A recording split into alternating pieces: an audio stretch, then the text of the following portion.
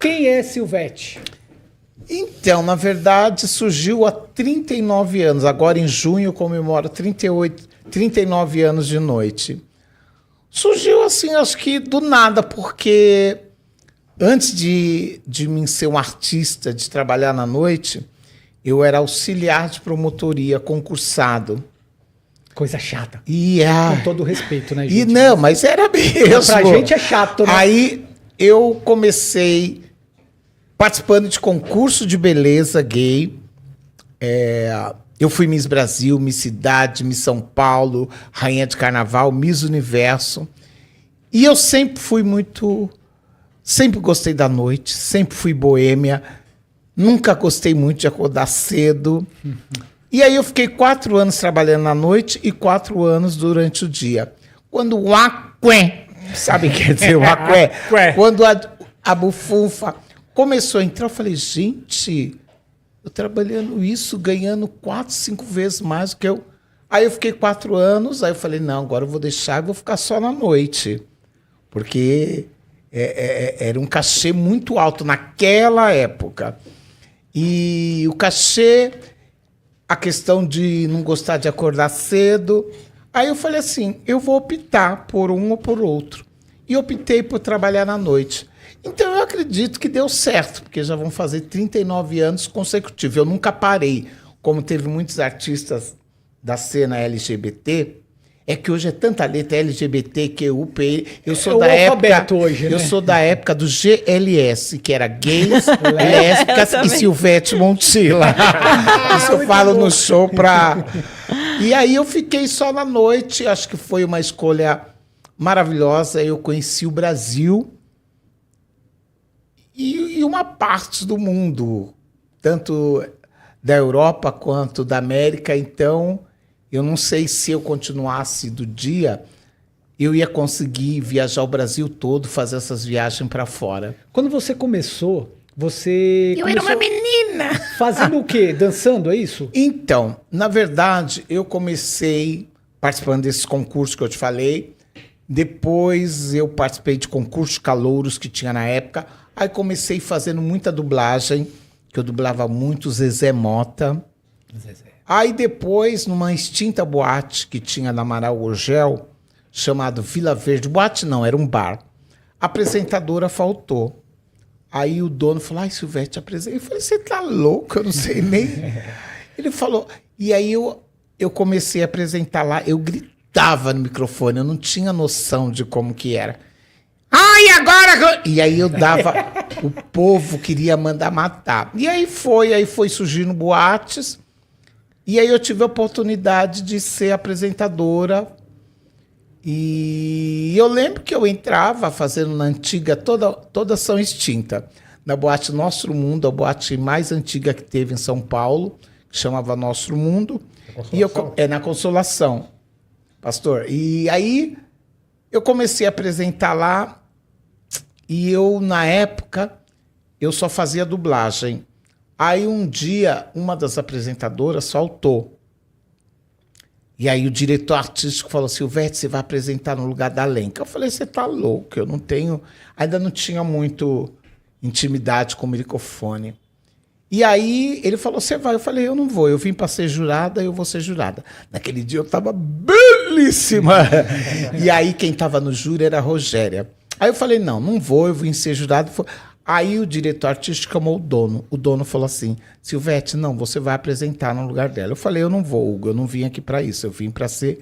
Aí ele falou assim para mim, ou você apresenta ou...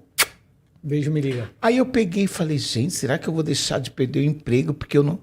Aí eu falei, seja o que Deus quiser. A boate você não andava, era um concurso de Miss Brasil. E aí, quando eu entrei, a Rogéria fez um elogio depois de um tempo que eu estava no palco. E aí foi surgindo oportunidade, aí foi surgindo novas casas.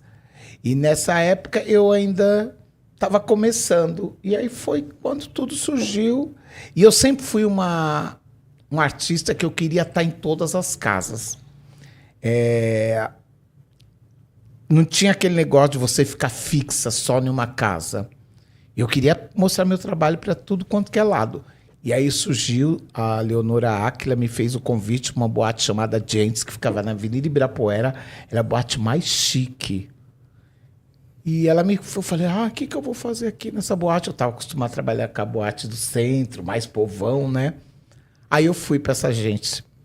No primeiro dia que eu comecei lá na Gentes, eu trabalhei para a Família Madeira. Alguém conhece?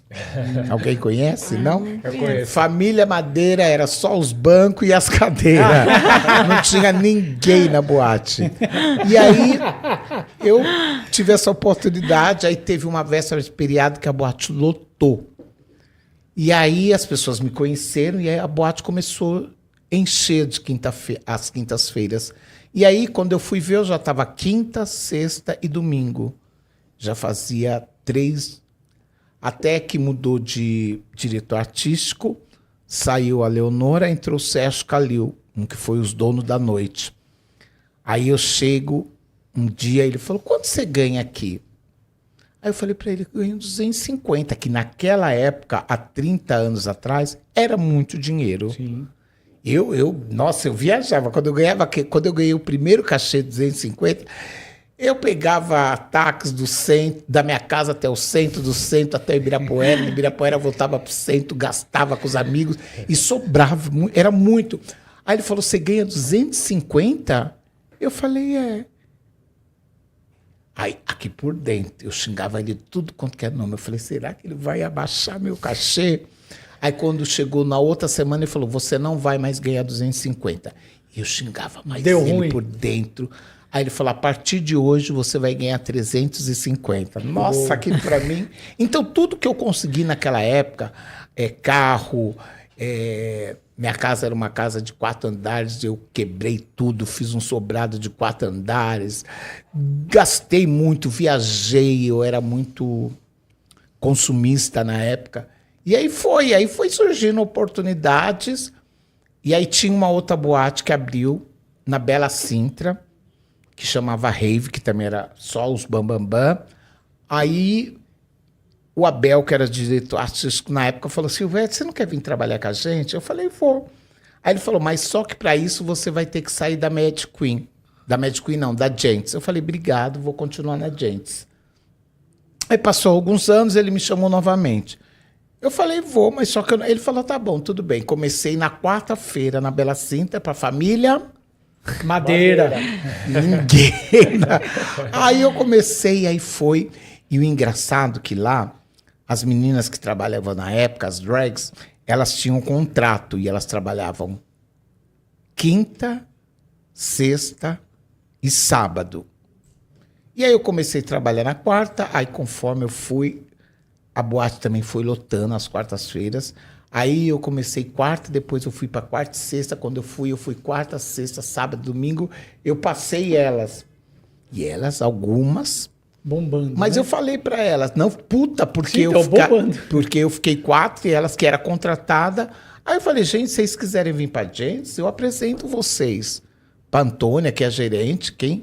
E elas, não. Aí teve algumas que rasgaram o contrato, falaram, não vou mais trabalhar fixa. E aí foi surgindo oportunidade, eu fui agarrando. E tô aí até hoje. Em algum momento, alguém importante para você falou assim, não, isso aí não vai dar certo, pensa em outra carreira, não larga sei lá, o concurso público. Sim. Alguém te Não, deu, sempre nunca. acreditaram? Porque se por acaso alguém também falasse, eu ia agradecer, mas ia falar, não, eu vou continuar na noite, que eu tô me dando bem. Então, eu cheguei a fazer em São Paulo 9 casas por noite no sábado. Caramba. Era estressante, mas assim, tinha às vezes que eu chegava na última que eu estava assim, no camarim. Mas quando eu chegava no palco, parece que nada... E aí eu estava achando muito desgastante. Eu pintava muitos convites de viagens. E eu não viajava porque era sempre no sábado. Aí eu resolvi... Tentei falar com alguns donos de boate, falei, não pode me pôr na sexta ou no domingo. Aí fui, e aí comecei a viajar de sábado, viajava quase todo final de semana. Aí quando eu não viajava, eu fazia em São Paulo. E aí foi acontecendo, viagens, e eu falei, vou lá. Tanto é que a minha primeira viagem para fora, para a Itália, eu fui com o dinheiro, porque assim, eu fazia a hora da oferenda, eu pedia pro povo jogar nota, porque na América é diferente, eles vão colocando nos artistas que fazem show no peito, né? Aqui no Brasil... E aí o povo jogava dólar, jogava...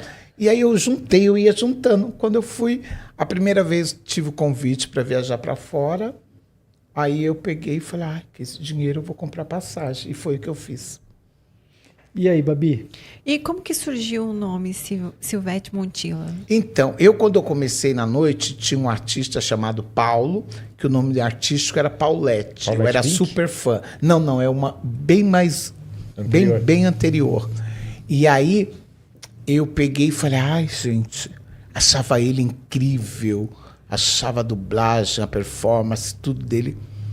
Aí, quando eu comecei, eu falei, fazer uma homenagem. Se é Paulo Paulette, eu vou pôr Silvio e Silvete. E aí, Silvete Montilla surgiu como? Antes de ir para algum show, a gente às vezes sempre ficava na casa de um amigo e elas eram tudo manguaceira. E aí elas começaram, não, você precisa ter um sobrenome, precisa ter uns... Aí começaram Silvete Bacardi, Silvete Campari, Silvete 51, Silvete Montilla. Aí eu achei que rimou. Aí ficou Silvete Montilla. Aí um tempo, eu também comecei a colocar Silvete Montilla, uma paixão nordestina. Por quê?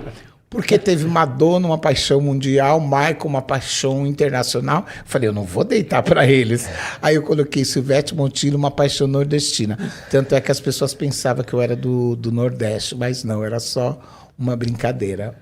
Você começou numa época um pouco complicada para o pessoal, como você falou, da LGBT, né? Sim. Que você falou que era GLS, certo? Na GLS. época. O pessoal sofreu muito preconceito. Demais. Eu falo, Luciano, que naquela época era muito difícil. Porque naquela época nós não estávamos na televisão, nós não estávamos em teatro, nós não estávamos em cinema, nós não tinha a internet. Então, era aquela coisa, ou você era bom, ou você era bom. Para você conseguir entrar num lugar para mostrar seu trabalho, não é que nem hoje que nós temos a facilidade. Hoje, eu digo que hoje nós somos em teatro, em televisão, em festa de família. A internet trouxe tudo isso. E eu digo sempre que duas que foi grandes nessa questão da área da TV foi a Pablo Vittar, Sim. e a Glória Groover, que elas abriram o leque. E muitas, eu falo que uma faz sucesso, todas fazem, porque uma puxa a outra.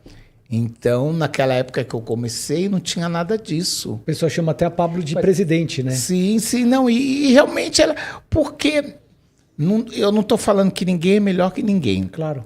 Mas a gente tem que dar mão, porque foi a partir dela, naquele programa que ela fazia na Globo, que fugiu o nome agora, que ela deu oportunidade para nós sermos vistas.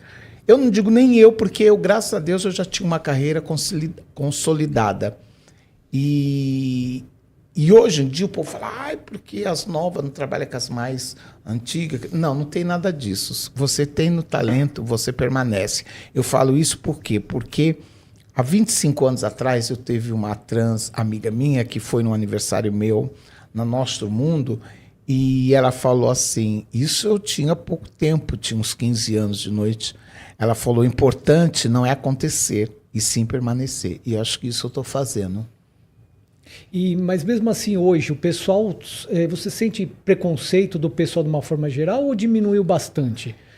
Até como pessoa, como ser humano. Eu digo que assim, diminuiu bastante, mas eu não digo que nem as pessoas falam que o preconceito acabou. Não. Está bem maquiado, mas mudou muito daquela época para hoje.